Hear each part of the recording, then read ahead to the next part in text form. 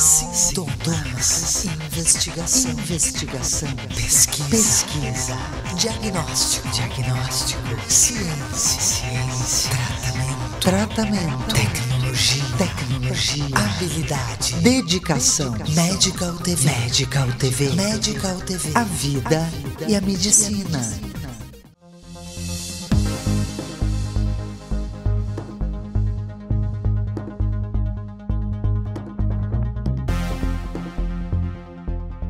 Medical TV, a vida e a medicina.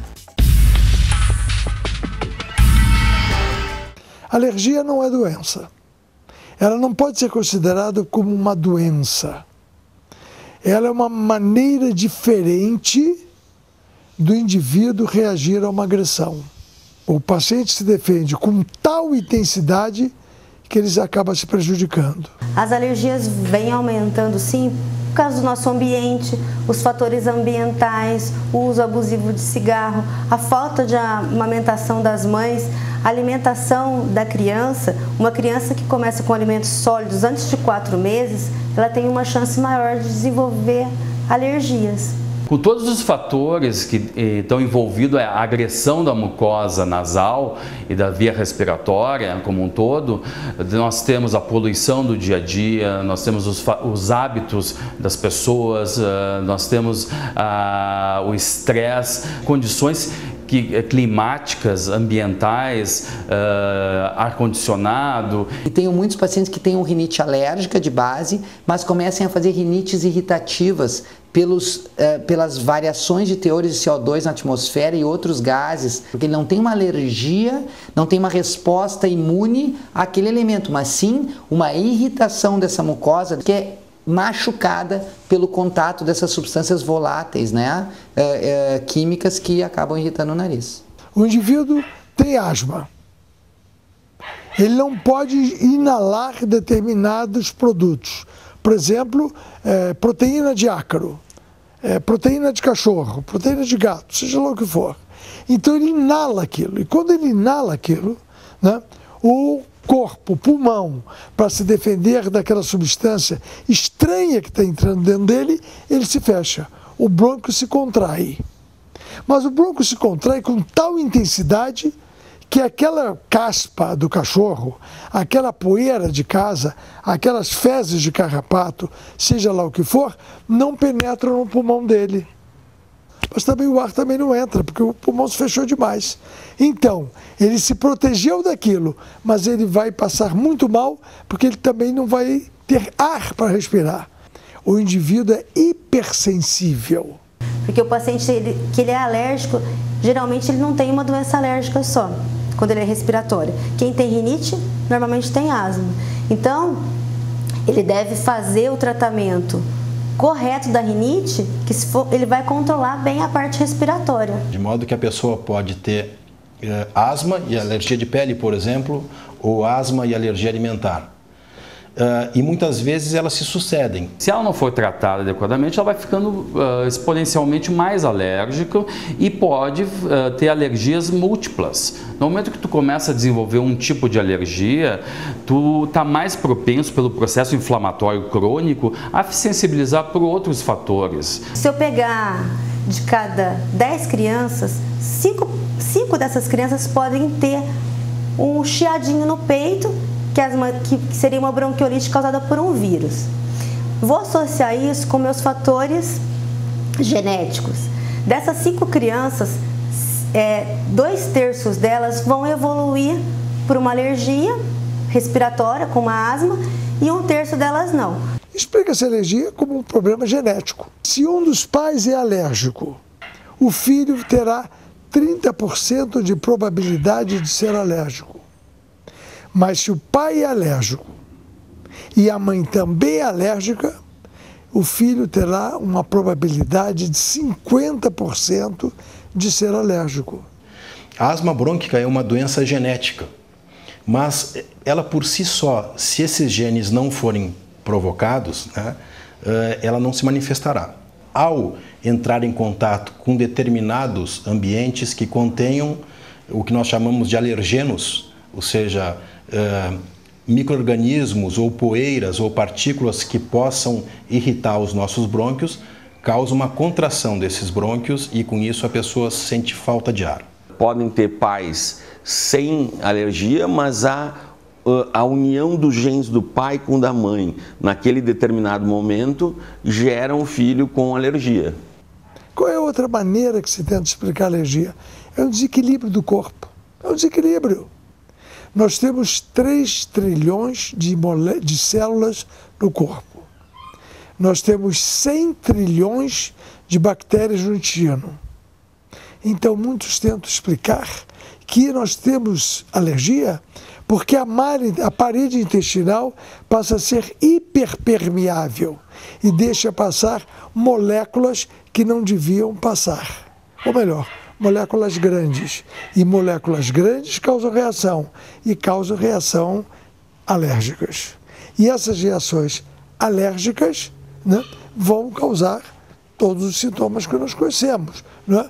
Que asma, urticária, e rinite, enxaqueca, etc, etc, etc. Quando a gente fala em urticária, ela tem causas que podem ser de uma disfunção do nosso organismo, ela pode ser alteração por alguma medicação, pode ser por alimentos, pode ser por estresse, até mesmo uma hepatite C pode desencadear isso. Alterações hormonais, tem que ver a idade do paciente. Uma adolescente, quando tem os picos hormonais, uma mulher, quando está chegando perto da menopausa, ela pode ter alterações hormonais que podem levar à urticária. Nem todo mundo que tem coriza, obstrução nasal, coceira, necessariamente tem uma rinite alérgica, mas em princípio pode ter uma rinite alérgica. Se forem quadros isolados 3 vezes por ano, em que a coceira não é tão importante, mas vem então, como eu disse, começa sempre com uma dor de garganta, depois vem o nariz, vem secreção de cor diferente, em princípio o senhor está com uma rinite viral, que o senhor e a senhora chamam de resfriado ou gripe, se for uma coisa mais intensa com febre alta. E nesses casos, é o tempo que é o melhor remédio. É lavar o nariz, é se hidratar bem e ter paciência, não precisa se tomar muito remédio.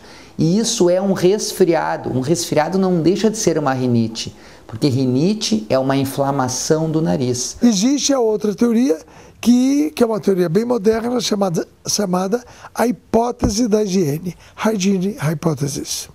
O excesso de proteção do menino, quando ele é muito pequenininho, causa problemas futuros.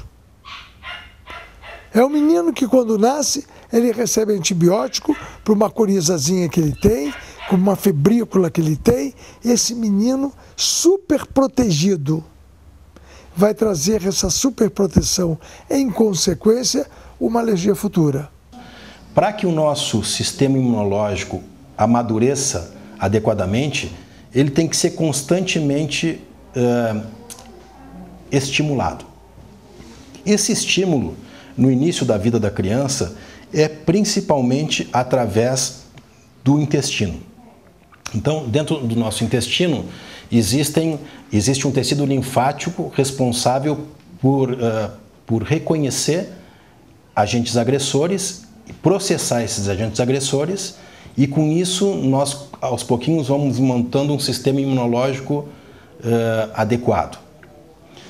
Na nossa vida atual, as crianças são muito pouco expostas a esse tipo de situação.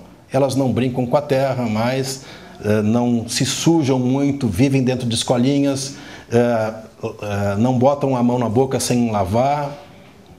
Não quer dizer que isso não seja adequado, mas isso faz com que haja uma tendência às pessoas amadurecerem mais tardiamente o seu sistema imunológico. Existe um indivíduo chamado Platts-Mills. Esse indivíduo diz o seguinte, que se a criança chegar do berçário e tiver um animalzinho dentro de casa, um cachorro, um gato, um papagaio, um cabrito, seja lá o que for, esse menino ficará mais protegido da alergia do que o indivíduo do garoto que chega em casa e encontra um lar estéril. Medical TV. Medical TV. 3 anos. Agora também em Porto Alegre. Anuncie 54-3238-6268. A Clínica Médica Corso, com mais de 35 anos de experiência médica em tratamentos faciais e corporais, traz para você um arsenal tecnológico conectado com o que há de melhor no mundo em ambiente informatizado e moderno. Clínica Médica Corso, agende uma avaliação. Antonella Condomínio Club, um lugar em meio à natureza onde seus filhos podem brincar livremente. Segurança, lazer, tranquilidade e perto de tudo. Antonella Condomínio Club, projetado para quem deseja viver plenamente. Um produto ANC, preparando a base para o futuro. O grupo de cirurgiões que atuam na Clínica Ramos apresenta o primeiro laser femtosegundo para cirurgia de catarata do estado. O laser separa os tecidos da córnea sem bisturi de forma precisa, abrindo o cristalino e fragmentando o núcleo. Após o laser, os fragmentos do núcleo são retirados do olho e realiza-se um implante de lente intraocular que reduz a necessidade de óculos após a cirurgia. Catarata Laser, tecnologia que você encontra na Clínica Ramos e Associados. Instituto De Vita, clínica especializada em tratamentos de oncologia e hematologia. Instituto De Vita, tudo pela vida. Fone 54-3214-1700, Caxias do Sul. Doutora Rafaela Bergman, dermatologista clínica e cirúrgica. Trata de doenças de pele, unhas e cabelo e dermatologia estética. CO2 fracionado, laser diodo padrão ouro para retirada de pelos, peeling, preenchimento e toxina botulínica. Doutora Rafaela Bergman, saúde à flor da pele. Medical TV, a vida e a medicina. Existem algumas teorias mais agressivas, de certa maneira. Por exemplo, a teoria do aleitamento materno. Se o menino for filho de uma mãe alérgica grave e for aleitado desde o nascimento, receber aleitamento materno, esse menino tem muito mais probabilidade de ser um chiador futuro do que o garoto que é aleitado, que recebe leite de vaca. Pô, que negócio terrível, né? Meu Deus, se fala contra o aleitamento materno, não fala. Se essas crianças, durante os 21 primeiros dias de vida, forem aleitados por uma mãe não alérgica, ou se forem aleitados por leite de vaca ou outro leite animal qualquer, e só receberem o leite da própria mãe após o 21º dia de vida, a probabilidade deles serem chiadores futuros é muito menor. Enquanto o bebê está alimentando, principalmente se a alimentação é exclusiva de leite materno, ele está menos exposto a esses agentes externos que podem sensibilizar e provocar alergia. Da mesma forma, se a mãe desenvolve algum tipo de imunoglobulina, algum tipo de alergia a alguma proteína específica, essa alergia, ela pode, uma vez sensibilizada, ela passar para o bebê também. Mas, de qualquer maneira, é bem importante que as crianças sejam amamentadas, né? O sistema imunológico a nível intestinal do bebê ele é extremamente imaturo, então uma exposição precoce a um agente estranho pode induzir uma reação imunológica e essa criança vir a desenvolver alguma alergia. Quando a gente fala em intolerância à lactose, é uma manifestação mais de adulto. As crianças geralmente são alergia à proteína do leite de vaca. A intolerância à lactose, ela é uma doença relativamente frequente, porque o entendimento atual disso é que na realidade a gente tem essa enzima para a amamentação, no período de amamentação, logo após o nascimento. Depois disso, a atividade dessa enzima vai diminuindo, e o que a gente chama que na realidade acontece não exatamente uma doença, mas uma não persistência da atividade dessa enzima, por uma questão até evolucional. E essas estatísticas elas variam, mas elas vão de 30% a 50% da população tendo algum grau de intolerância à lactose.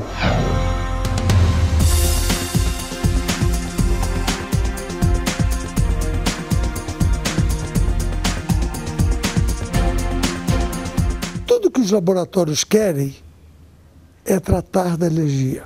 Por quê? Porque a alergia não cura, não cura.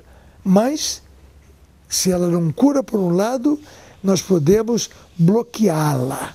Uma coisa também que a gente tem que saber é que a via aérea é única. Então, quando a gente respira pelo nariz, é importantíssima a respiração pelo nariz. O que o nariz faz?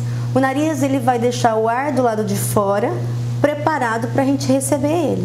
Por isso é tão importante que esses pacientes consigam encontrar uma maneira de melhorar esse equilíbrio do nariz para que eles tenham uma função respiratória melhor, uma qualidade de vida ao dormir melhor.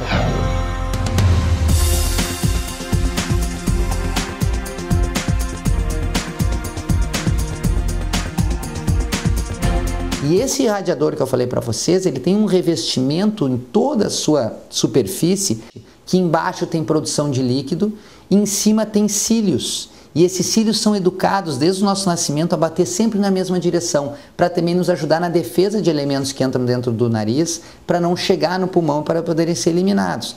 Muitas crianças elas têm adenoide, que as mães falam, hipertrofia dessas adenoides, elas respiram pela boca, elas são respiradoras bucais.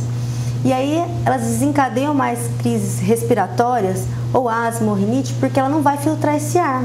Se tiver muito frio, ela vai respirar esse ar mais gelado, ela não vai filtrar esse ar. E se ela já tiver essa composição genética de ser alérgica, ela vai ter mais alergia. Eu tinha asma em criança, ela se manifestava principalmente assim, em situações de frio ou de troca de ambiente, né? Porque é uma asma alérgica. Mas houve um período depois, assim, da adolescência até a idade adulta que ela desapareceu. Não houve mais crises, né? E depois eu voltei a ter crises, algumas crises quando adulto. Aí, geralmente, quando trocava de ambiente, saía aqui de Caxias, ia para casa de alguém em outra cidade, né? Um ambiente muito fechado, que você usa cobertas ou roupa que ficaram guardadas por algum tempo, tal. Isso aí que desencadeava mais as crises, né? Então, como prevenção, o que a gente procura fazer é ambiente ensolarado, né? Até a escolha da moradia foi em função disso. Ambientes bastante abertos, procurar deixar eles bem ventilados. Vocês podem ver, não se usa tapetes, né? Se procura evitar esse tipo de coisa. As cobertas de roupas de cama a gente faz, então, sempre deixar bastante arejada, né? O quarto bastante arejado. E a prática de esporte. Para te dizer a verdade, desde que eu pratico hidroginástica, isso faz uns 10 anos, eu nunca tive mais uma crise alérgica de asma. E essas renites do inverno diminuíram bastante. O asmático se beneficia muito da realização de exercícios físicos. Agora, depende do tipo de exercício. Uma pessoa que tenha asma brônquica e fizer corrida de longa distância no inverno, provavelmente ela vai desencadear uma crise de asma brônquica.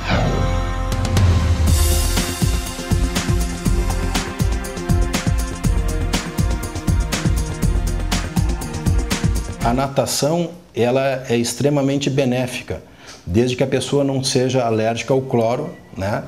Mas por quê? Porque a pessoa vai se exercitar em um ambiente em que a temperatura é controlada e a umidade é controlada. Durante o inverno, esportes dentro de ambientes, indoor. Dentro desse perfil de imunidade, atividade física, o exercício físico, ele previne câncer. Hoje eu acho que é um dos dados mais convincentes que se tem na literatura, é exatamente o potencial da atividade física poder prevenir, diminuir a incidência de câncer, diminuir recidiva de câncer, melhorar prognóstico e sobrevida de paciente portador de câncer. Medical TV, a vida e a medicina. A nossa história em reprodução humana é norteada pela ética, dedicação e centenas de estudos publicados e reconhecidos pela comunidade médica mundial, reversões de vasectomia, criopreservações e taxas de gravidez dentro da média de sucesso das melhores clínicas do mundo. Conception Centro de Reprodução Humana. O que a gente faz tem a sua cara. A Clínica Glenda Gobato oferece os mais variados tratamentos dermatológicos e de rejuvenescimento facial, com experiência e tecnologia de ponta. A clínica disponibiliza lasers de última geração, como CO2 fracionado e terapia fotodinâmica. Clínica Glenda Gobato, 3221-7747. A Bela Pharma, há 30 anos, oferece novidades em fórmulas manipuladas, diferenciadas em doses e quantidades, com investimentos constantes em processos e treinamento, atingiu um nível diferenciado de qualidade. Bela Pharma, tecnologia a serviço de sua saúde e beleza. Antonella Condomínio Club, um lugar em meio à natureza onde seus filhos podem brincar livremente. Segurança, lazer, tranquilidade e perto de tudo. Antonella Condomínio Club, projetado para quem deseja viver plenamente. Um produto ANC, preparando a base para o futuro.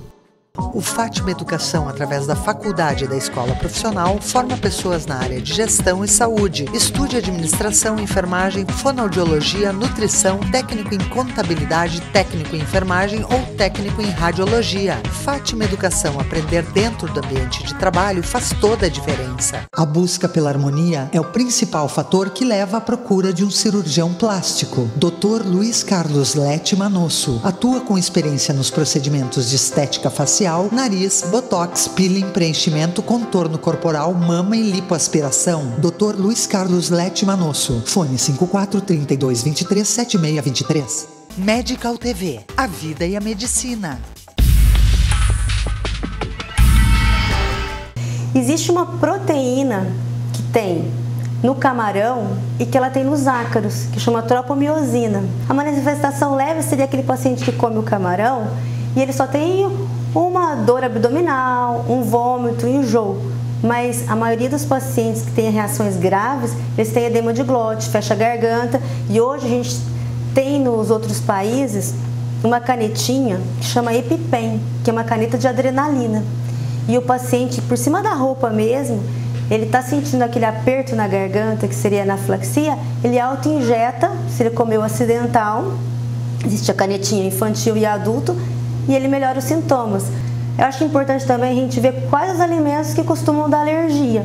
São as proteínas dos alimentos. Então, a proteína do leite, a proteína da soja, a clara de ovo, o trigo, o amendoim, o peixe. Existem doenças sistêmicas que muitas vezes são secundárias a uma alergia alimentar. Por exemplo, a criança pode ter uma dermatite crônica e ser secundária a uma alergia a algum tipo de alimento. Com relação a tratamento de alergia, o que a gente faz é a exclusão do alimento. Só que no nosso país é bastante difícil excluir.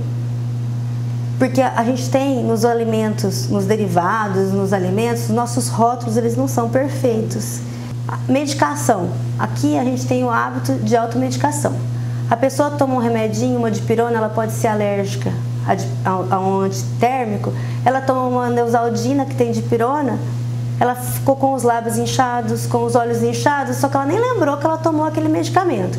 A primeira coisa que nós devemos tentar descobrir quando tratamos o indivíduo alérgico é responder essa pergunta: o que é que está causando alergia no nosso paciente? Esse paciente que tem contato vai trocar as roupas, baixar as roupas do verão e botar as do inverno e já começa a espirrar, ter muita coceira nos olhos, coceira no nariz. Este paciente, clinicamente, eu já posso adiantar para vocês que é uma chance muito grande de ele ser um paciente que tem uma rinite alérgica. Fuma, mas tem um fumódromo em casa, digamos assim. Isso não adianta nada. As toxinas do cigarro, elas ficam no cabelo, elas ficam na mão, ela fica na roupa. O cheiro vai irritar a minha mucosa do nariz, eu vou ter uma crise de rinite, eu vou ter uma exacerbação do meu brônquio e posso ter uma crise de asma. Às vezes o paciente ele não vê o óbvio, ele não consegue correlacionar o gato com a asma, o cachorro com a asma, ou a infecção com a asma. Ele fica gripado e tem asma.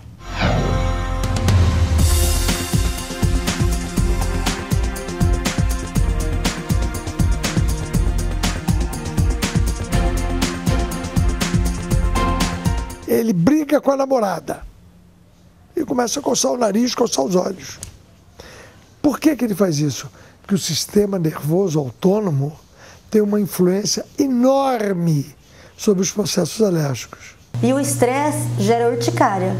E a urticária gera o estresse. Porque você coçar não é fácil. E aí vira um ciclo. Quando a gente pensa nas crianças, as alergias infantis, as mais importantes que a gente tem são as alergias respiratórias, que são a asma e a rinite. Os pacientes que começam com alergia na pele, provavelmente ele vai desenvolver uma rinite e uma asma, que a gente chama de marcha atópica, que é a sequência da alergia. O tratamento, a evolução, a gente precisa saber qual alergia é a principal. Com relação à úlcera de córnea, que pode aparecer nos alérgicos, essa sim requer um tratamento agressivo e muitas das vezes acontece a cicatrização dessa úlcera de córnea, ocasionando um leucoma, ocasionando uma opacificação na córnea, que algumas vezes pode levar ao transplante de córnea. A primeira maneira de tratar o indivíduo com alergia é afastá-lo do agente causal. Toda vez que ele entra dentro de casa, ele tem asma. Mas por causa de um bichinho chamado microácaro domiciliar. Evitar tapete, bicho de pelúcia, que as mães adoram o quarto cheio de bicho de pelúcia, cortina, porque nesses ambientes vão estar os ácaros, que são um dos fatores maiores encadeantes das alergias respiratórias.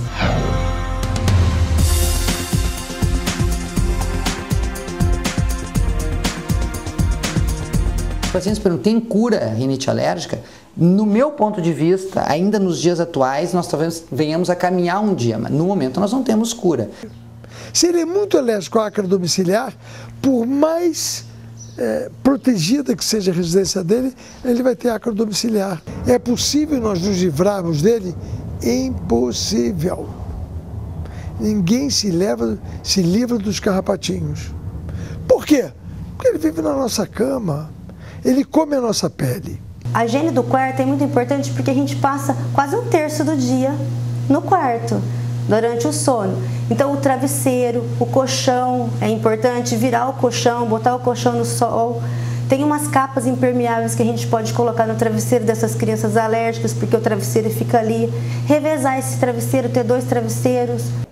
Muitas vezes nas crianças de mais tenra idade é difícil diagnosticar asma brônquica.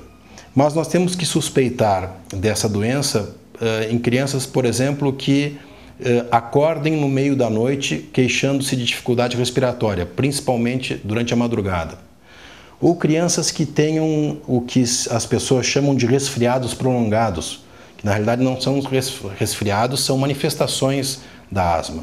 Ou crianças que tossem ao se expor, por exemplo, a ambientes muito empoeirados ou com cheiros muito fortes, como de cera, tintas, né?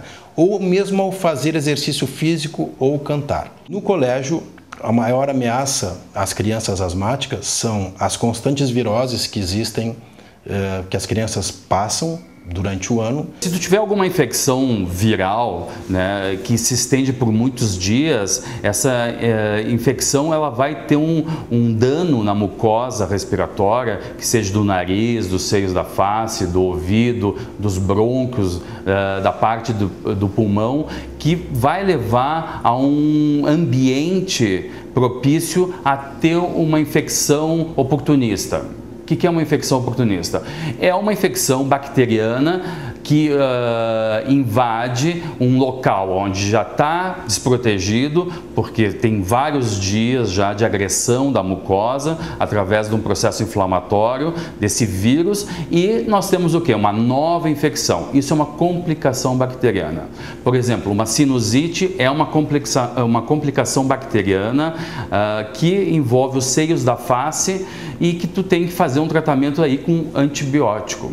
Como também uma otite média aguda, que é uma infecção bacteriana que leva a dor do ouvido, perda da audição e muitas vezes supuração do ouvido.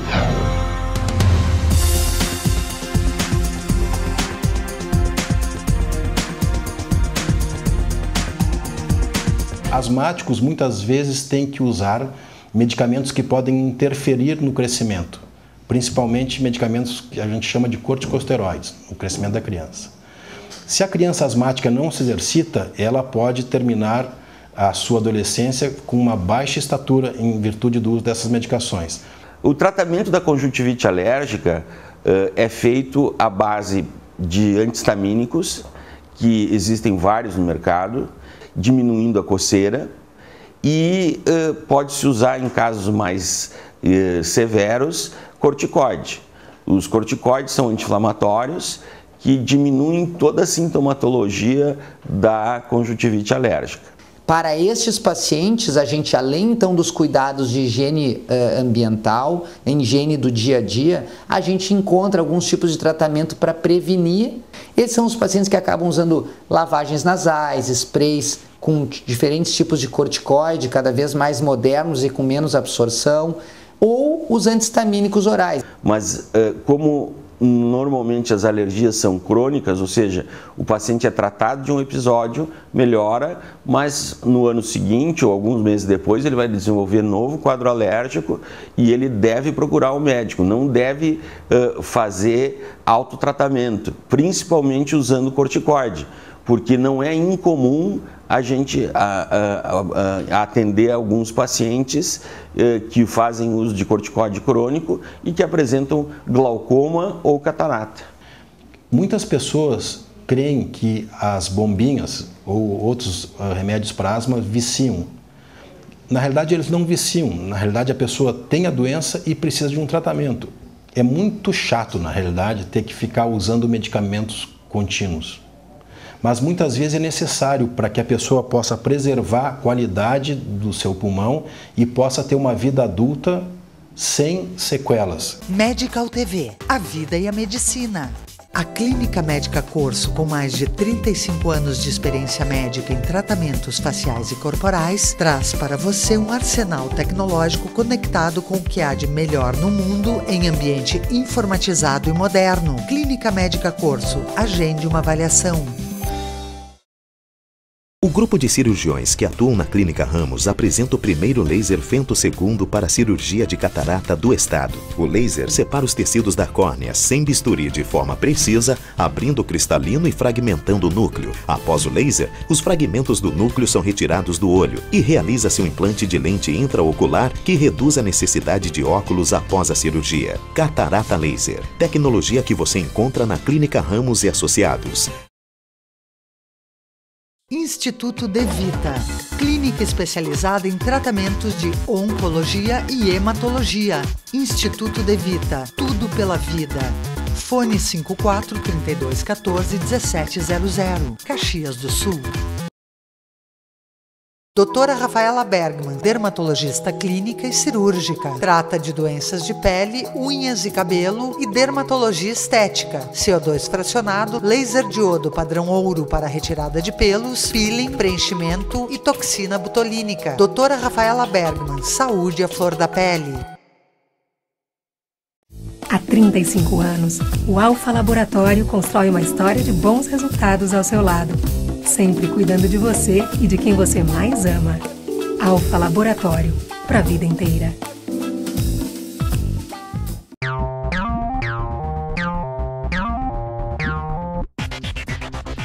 Sintomas, investigação, pesquisa, diagnóstico, ciência, tratamento, tecnologia, habilidade, dedicação. Medical TV, a vida e a medicina. Mas quando nós não conseguimos, pela conversa, chegar a um diagnóstico, nós fazemos exames de laboratório e vamos verificar se o paciente tem anticorpos contra proteína de cachorro, proteína de carrapato, proteína de gato, né? Contra fungos. A partir de uma desconfiança do médico de qual substância aquela pessoa é alérgica, ele solicita IgE específico para determinadas substâncias. Para fazer esse exame, o paciente tem que se apresentar no laboratório com a requisição do médico, com as solicitações de todas as IgEs que ele quer investigar. Não é necessário jejum, apresenta documento de identidade e o cartão do plano de saúde que a pessoa possui. É feita uma coleta de sangue, uma punção venosa.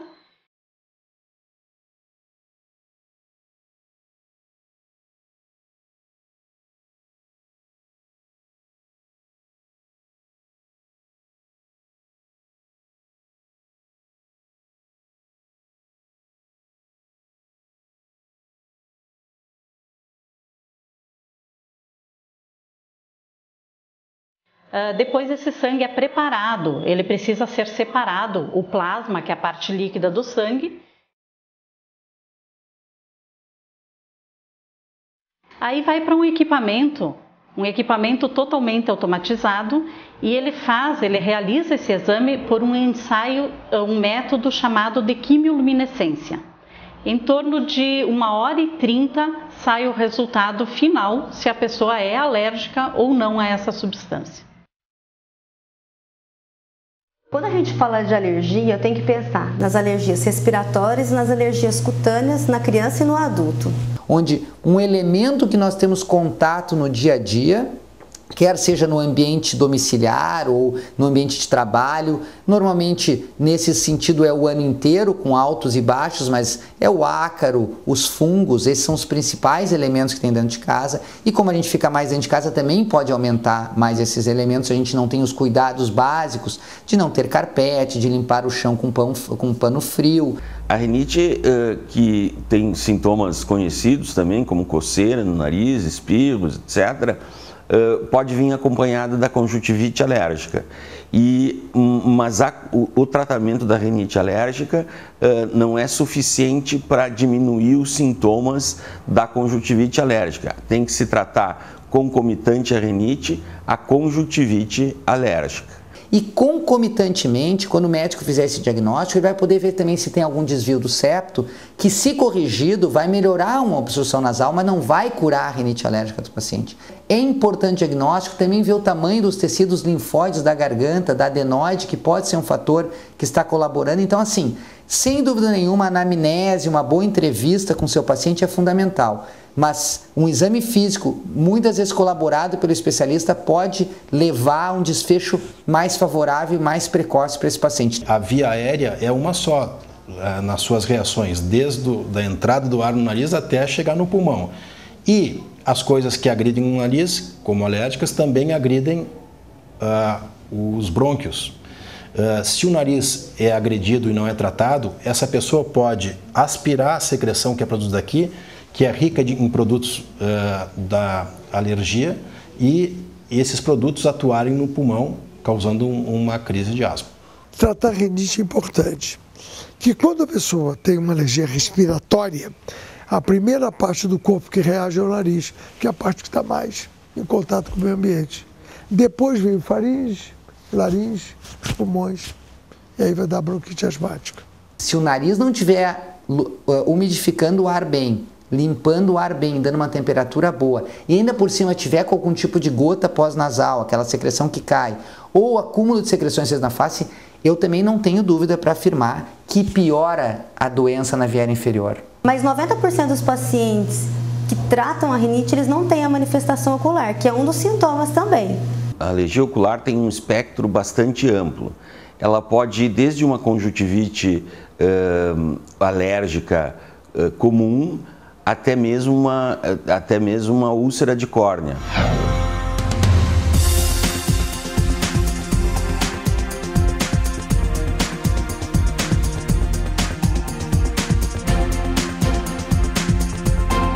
A conjuntivite alérgica, ela é mais frequentemente sazonal, ela acontece nos meses da primavera com mais frequência, e no olho ela provoca o aparecimento de pequenas lesões que se chamam papilas. Essas papilas, que são como se fossem umas microbolinhas na conjuntiva, na parte de dentro da pálpebra, o olho fica vermelho, o paciente tem coceira e isso perpetua o quadro alérgico, a coceira, porque quando o paciente leva a mão ao olho e coça, ele rompe essas pequenas bolinhas, esses mastócitos, que liberam histamina, liberam mediadores da alergia, que provoca mais coceira, e isso se torna um ciclo vicioso. E para pacientes que têm rinites graves, rinites mais complicadas e que eles têm as proteínas, eles têm as alergias acima do normal, existem tratamentos que a gente chama de imunoterapia, vulgarmente se fala vacina, que a gente pega o que ele é alérgico, vamos supor, é um ácaro, em concentrações baixinhas. Você pode dar isso subcutâneo ou sublingual e a gente vai aumentando essa concentração. E esse tratamento ele é longo, a gente chega numa dose de manutenção, a gente pode fazer esse tratamento de 3 a 5 anos e o paciente ele vai desensibilizar e ele vai tolerar mais isso. Pacientes, por exemplo, com rinite alérgica, principalmente rinite alérgica descompensada, têm um maior índice de viroses. E esses pacientes que têm um maior índice de viroses, eles começam a ter maiores complicações.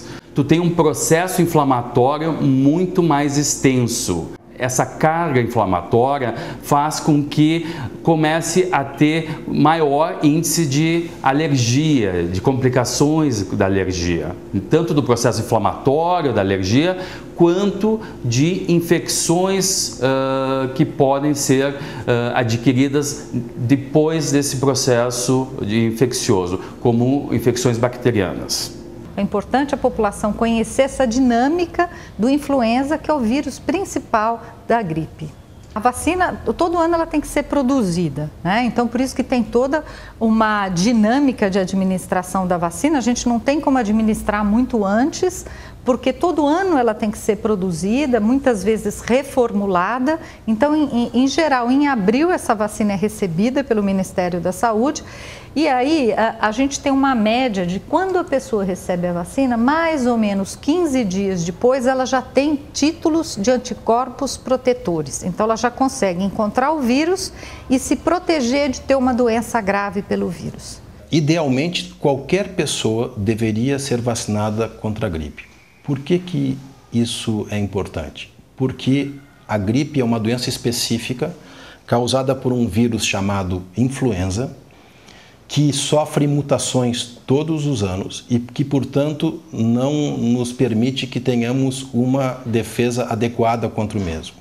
É diferente do resfriado. O resfriado, por exemplo, a pessoa começa a coçar a garganta, o nariz começa a escorrer e fala, acho que eu estou resfriada, né? Começa a pigarrear, isso é o resfriado.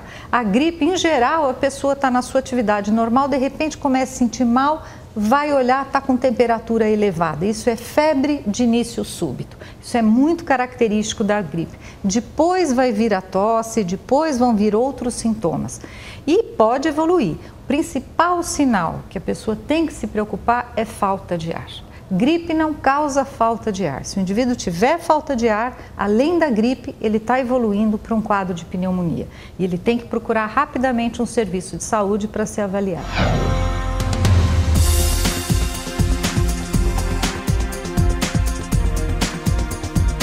Nas pessoas que são alérgicas, ainda existe uma predisposição a colocar essas pessoas, por causa da agressão do vírus, em crises mais graves de asma brônquica. E, portanto, seria muito bom se todos os asmáticos fossem vacinados. O Ministério da Saúde, ele tem um número que ele pode distribuir, então ele contempla alguns grupos prioritários. Esses grupos são definidos por experts da Organização Mundial de Saúde em eventos e trabalhos internacionais. Então nós sabemos, por exemplo, que as grávidas são de altíssimo risco para ter pneumonia. Os idosos, as crianças muito pequenas e todos aqueles indivíduos portadores de doença crônica, porque eles têm mais chance de complicar com pneumonia ou de piorar da doença de base. Por que nesses grupos de risco, no caso das doenças alérgicas, doenças respiratórias, a asma, a rinite, ela deve ser usada? Porque esses pacientes, quando eles são expostos a quadros de gripe, eles podem desencadear a crise dele. Eles podem dar essas exacerbações dessas crises deles e um quadro viral, ele pode evoluir de forma ruim também, porque a imunidade deles não vai estar tão boa quanto a de outras pessoas. Toda medida preventiva em saúde é bem-vinda. Então, a vacina, muitas vezes o vírus se modifica e ela não dá uma proteção total. Mas naqueles anos onde a gente tem muita gripe e o vírus não modificou, é muito interessante. Se as pessoas pudessem se vacinar, pudessem investir em ir a um serviço privado de saúde e se vacinar, isso seria muito interessante. Todas as pessoas com doença inflamatória crônica das vias respiratórias deveriam realmente fazer a vacina da gripe. Por quê? Porque as influenzas, elas são uma das maiores causadoras dessas inflamações, as complicações inflamatórias, tanto sinusites, otites, pneumonias. Então, assim, quando uma pessoa está gripada, que ela está com febre, está com tosse, ela deve evitar aglomerações, ela deve evitar convívio com outras pessoas e principalmente as pessoas de alto risco. Então, a pessoa que está com febre, está com tosse, em geral isso dura 3 a 5 dias. Ela deve ser afastada do trabalho e em casa ela deve evitar o convívio com pessoas que sejam de risco. Então, às vezes tem um parente que é cardiopata, que tem diabetes ou que está fazendo um tratamento de câncer ou é portador de AIDS. Esses indivíduos vão complicar mais. E muitas vezes podem não ter uma resposta vacinal importante. Durante a época da sazonalidade do vírus, né, que circula mais ou menos aí fim de março, abril, vai até setembro, outubro. Então tem uns 6 meses aí que a gente tem um problema maior com esse vírus da gripe, com esse tipo de vírus. Então essas pessoas com febre, de início súbito, com mal-estar importante, principalmente aquelas de grupo de risco, elas têm a possibilidade de, num serviço primário, serem examinadas e se o médico suspeitar que é influenza, porque o remédio só serve para o vírus influenza, não serve para outros resfriados. Então tem que ser bem caracterizado a hipótese que seja o vírus da gripe. E aí ele vai receber essa medicação. E quanto mais precoce, mais evita complicação. Medical TV, a vida e a medicina. Eu te amo. Eu vou ter, porque a minha mamãe já tá grávida. Te amo, papai. Eu não sabia, agora eu sabia. Brincar. Ela deixou porque eu perguntei. Da vovó e do vovô e da mamãe e do papai. Pilota de avião. Médica. Maio, mês das mães. Uma homenagem Conception. Centro de Reprodução Humana. O que a gente faz tem a sua cara. Há 35 anos, o Alfa Laboratório constrói uma história de bons resultados ao seu lado, sempre cuidando de você e de quem você mais ama. Alfa Laboratório, para a vida inteira. A Clínica Glenda Gobato oferece os mais variados tratamentos dermatológicos e de rejuvenescimento facial, com experiência e tecnologia de ponta. A clínica disponibiliza lasers de última geração, como CO2 fracionado e terapia fotodinâmica. Clínica Glenda Gobato, 3221-7747. A Bela Farma Bem-Estar disponibiliza uma linha completa de aromatizadores, linha de banho, produtos naturais, suplementos alimentares, nutridermo cosméticos e roupas com filtros solares UVA e UVB. Os produtos Bela Farma são ideais para presentear. Bela Farma, tecnologia a serviço de sua saúde e beleza. O Fátima Educação, através da faculdade da escola profissional, forma pessoas na área de gestão e saúde. Estude administração, enfermagem, fonoaudiologia, nutrição, técnico em contabilidade, técnico em enfermagem ou técnico em radiologia. Fátima Educação, aprender dentro do ambiente de trabalho faz toda a diferença. A busca pela harmonia é o principal fator que leva à procura de um cirurgião plástico. Dr. Luiz Carlos Lete Manosso atua com experiência nos procedimentos de estética facial, nariz, botox, peeling, preenchimento, contorno corporal, mama e lipoaspiração. Dr. Luiz Carlos Lete Manosso. Fone 54-3223-7623. Acesse youtube.com/medicaltv. Mais de 60 programas com assuntos diversos. Medical TV. Uma produção ponto produtora. 54-3238-6268. Às vezes as crianças, elas manifestam diarreia, vômito, uma coceirinha, mesmo em aleitamento materno exclusivo. porque ela já foi exposta e ela já criou anticorpos do leite que a mãe está ingerindo. Então, quando uma criança tem alergia à proteína do leite de vaca, a gente exclui da alimentação da mãe o leite.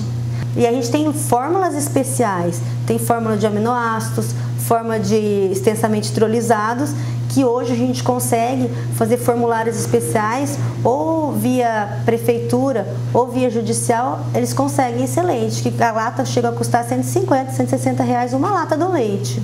Existem vários tipos de queijo que naturalmente já tem menos lactose. A gente pode citar o queijo brie, o queijo cheddar, o próprio queijo mussarela, né? Normalmente os queijos que são derivados de ovelha, o próprio iogurte, também fabricado com leite de ovelha, também tem um teor de lactose baixo e normalmente os portadores dessa intolerância, eles toleram bem esse tipo de alimento com cuidado especial para não receber uma sobrecarga de lactose. Eu acho importante, quando a gente fala de leite, a gente saber a diferença entre alergia à proteína do leite e intolerância à lactose. A alergia à lactose é a alergia às proteínas do leite. E a intolerância à lactose, que a pessoa tem sintomas de intolerância. Ela tem cólica, dor de barriga, dor de cabeça, náusea. E a alergia, ela tem sintoma alérgico, que é coceira, brotoejas, nariz, olho coçando. Em relação à intolerância à lactose, normalmente se teria uma enzima para se degradar, para se hidrolisar essa molécula de lactose. Com o tempo, elas adquirem uma deficiência, uma diminuição na atividade dessa enzima. Então essas crianças ou esses adultos, eles apresentam distensão abdominal, eles apresentam diarreia, eles apresentam aumento de gases no intestino. Na criança é muito importante salientar a alteração de crescimento também e associação com outras formas de alergia, principalmente alergias cutâneas. É importante lembrar que o leite é uma das principais fontes de cálcio e os indivíduos que têm intolerância à lactose, eles podem desenvolver, eles têm fator de risco para no futuro apresentarem osteoporose. Então, ou a gente consegue suprir as necessidades de cálcio com outras fontes alternativas e alguns vegetais, ou nesses leites, ou nesses derivados do leite com baixo teor de lactose, ou a gente deve suplementar cálcio e vitamina D para evitar que esses indivíduos apresentem osteoporose no futuro, ou se forem crianças que não tenham, inclusive, repercussão na sua estatura final. O que é a intolerância à lactose? É quando o paciente ele tem uma desordem metabólica, porque ele não tem uma enzima que digere o açúcar do leite. A doença celíaca é uma doença causada por uma alergia ao glúten. O glúten é uma proteína que ela está presente em alguns tipos de alimentos, principalmente no trigo, né, uma das principais fontes, na cevada, no malte e no centeio. Então, os portadores dessa patologia, eles devem evitar qualquer alimento que contenha glúten. Quando a gente descobriu, provavelmente já fazia anos que ela ingeria somente coisa com glúten, né? E ela era intolerante, então foi afetou o pulmão dela, que ela tem uma pneumonia intersticial não identificada, e o rim dela. E a gente tem disponível várias outras formas alternativas, né, de se confeccionar o alimento não usando o trigo. Moranguinho, pizza, o que tu acha? sagu. Sagu. Mas ela mesmo olha, a primeira coisa que ela pede é se tem glúten, né? A gente lancha primeiro para depois ir por aqui. Mas você não lancha, né, no colégio? Lancha? Mas lá no refeitório não. Ah, no refeitório você não lancha. Por que você não lancha? Porque tem coisa que eu não posso. Ah, coisas que você não pode comer? É. Tudo que você vai comprar, você pede se tem o quê? Glúten. Se tem glúten? Fala. Não quero. A incidência de doença celíaca ela é extremamente variável, né? Dependendo da população, a gente consegue estabelecer indivíduos de risco maior de desenvolver essa doença, ou seja, quem é parente de portador de doença celíaca, quem tem outras doenças autoimunes, especialmente diabetes, doença da tireoide. Então essa população tem risco aumentado, né? Nessa população a incidência ela chega a quase 10%. Na população geral ela está em torno de 1%. A intolerância ao glúten. Referindo-se ao glúten, existe o exame para detectar alergia ao glúten, mas existe o exame de intolerância ao glúten, que ele é mais presente na população. O indivíduo tendo essa doença, ele acaba provocando uma reação, uma inflamação na mucosa do intestino, uma atrofia das regiões onde acontece a absorção dos alimentos. Então esse indivíduo portador dessa patologia, ele acaba também fazendo um quadro de dificuldade de absorção de uma série de alimentos. Então ele perde peso, ou uma criança que não ganha peso, ela tem diarreia crônica, ela também faz distensão abdominal, pode ter anemia crônica. Na criança é bem importante, né, a repercussão sobre o crescimento. A idade óssea dela nesse momento é de 2 anos e 8 meses. Então ela tem um atraso bem grande, né? O glúten afetava tipo dor de barriga, a barriga extensiva, a pele dela era toda escamava, as mãos. Tanto que até hoje, às vezes, foge, às vezes o controle, ela vai lá e dá uma beliscada, alguma coisa que tem glúten já começa. Então, esses exames que pesquisam intolerância a glúten, cada vez são mais solicitados pelos médicos. E o exame definitivo, em casos onde o teste sanguíneo deu positivo e o quadro clínico é bem sugestivo, o exame definitivo ele é feito por uma biópsia do intestino delgado através de uma endoscopia digestiva. Muitas coisas, às vezes, a gente não compra, não come por causa dela, né? Só na loja de produtos naturais, que padaria, supermercado, isso aí nada é confiável. Eu, pelo menos, não confio, né? Tipo assim, se cozinhou um macarrão numa panela, não pode cozinhar o arroz para dar para ela naquela mesma panela. E começa tipo uma tosse, um negócio assim, e é só do glúten mesmo. Como ela é uma doença imunológica, né, o indivíduo tem uma predisposição genética, existe um perfil genético que predispõe a ter essa doença, muitas vezes ela está associada a outras doenças, como é o caso também de fundo genético imunológico, como é o caso de doenças da tireoide, tanto hipo quanto hipertireoidismo, como é o caso do diabetes tipo 1, que é um diabetes autoimune, dependente da insulina, né? Existe uma série de outras patologias que também estão associadas à doença celíaca.